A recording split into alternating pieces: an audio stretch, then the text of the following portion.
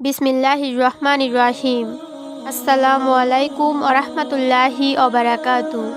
আমাদের চ্যানেলের প্রিয় বন্ধুগণ, আশা করি আপনারা সকলেই মহান আল্লাহ রব্বুল আলামিনের অশেষ মেহেরবানি ও দয়ায় সবাই অনেক ভালো আছেন। সুপ্রিয় দর্শক মণ্ডলী, চলে এসেছি আপনাদের মাঝে নতুন আরও একটি গুরুত্বপূর্ণ ভিডিও নিয়ে। আজ আমি আলোচনা করব শবে বরাতের ফজিলত, শবে বরাতের করণীয় ও বর্জনীয় সম্পর্কে। প্রিয় দর্শক, ভিডিওটি অত্যন্ত গুরুত্বপূর্ণ একটি ভিডিও, তাই আমি আপনাদেরকে অনুরোধ করব ভিডিওটি না টেনে একেবারে শেষ পর্যন্ত দেখার জন্য, এবং এই রকম পরবর্তী ইসলামিক সুন্দর সুন্দর শিক্ষামূলক ভিডিও পাওয়ার জন্য আমাদের চ্যানেলটিকে অবশ্যই সাবস্ক্রাইব করবেন। আর যারা অলরেডি সাবস্ক্রাইব করেছেন তাদেরকে অনেক ধন্যবাদ। তো চলুন শুরু করি। যেসব মাসে আল্লাহ তাআলা বান্দার জন্য বিশেষ বরকত রেখেছেন তার মধ্যে অন্যতম হলো পবিত্র শাবান মাস। রাসূল সাল্লাল্লাহু আলাইহি ওয়াসাল্লাম এই মাসে সবচেয়ে বেশি নফল রোজা রাখতেন। মুমিন মাত্রই শবে বরাতের সাথে পরিচিত। হাদিস শরীফে এ রাতকে লাইলাতুল নিসফে মিন শাবান তথা শাবানের 15তম রজনী নামে অভিহিত করা হয়েছে। শব শব্দের অর্থ হলো রাত, আর বরাত অর্থ নাজাত, মুক্তি, রক্ষা ইত্যাদি।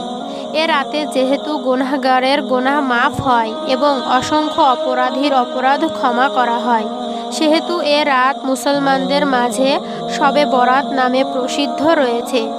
আল্লাহ তাআলা মুসলিম জাতিকে এমন কিছু বরকতময় দিন ও রাত দিয়েছেন যাতে ইবাদত করলে আল্লাহর নৈকট্য লাভ করা সম্ভব। এসবের মধ্যে শবে বরাত একটি। আজ আমরা শবে বরাতের ফজিলত, শবে বরাতের করণীয় ও শবে বরাতের বর্জনীয় কয়েকটি বিষয় সম্পর্কে জানব। শবে বরাতের আরেকটি অর্থ হলো ভাগ্য রজনী। যেহেতু এ রাতে মানুষের ভাগ্য লিপিবদ্ধ করা হয়, তাই একে ভাগ্য রজনী বলা হয়। হযরত ইকরামা রাদিয়াল্লাহু তাআলা আনহু হতে বর্ণিত, তিনি বলেন, এ রাতে আগামী 1 বছরের জন্য রিজিক নির্ধারণ করা হয়।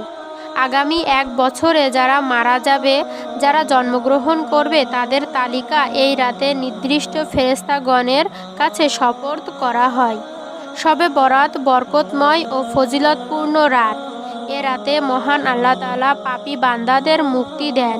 মহানবী সাল্লাল্লাহু আলাইহি ওয়াসাল্লাম বলেন, যখন শাবান মাসের মধ্যবর্তী রাত আসবে তখন তোমরা এ রাতে দাঁড়িয়ে নামাজ আদায় করবে এবং দিনে রোজা পালন করবে। কেননা এ দিনে সূর্যাস্তের পর মহান আল্লাহ তাআলা দুনিয়ার আকাশে অবতরণ করেন এবং মুমিনদের উদ্দেশ্যে বলেন, কে এমন ব্যক্তি আছো ক্ষমা প্রার্থনাকারী, আমি তাকে ক্ষমা করে দেব।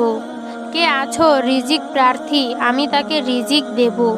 কে এমন ব্যক্তি আছো যে বিপদগ্রস্ত, আমি তাকে বিপদ মুক্ত করব।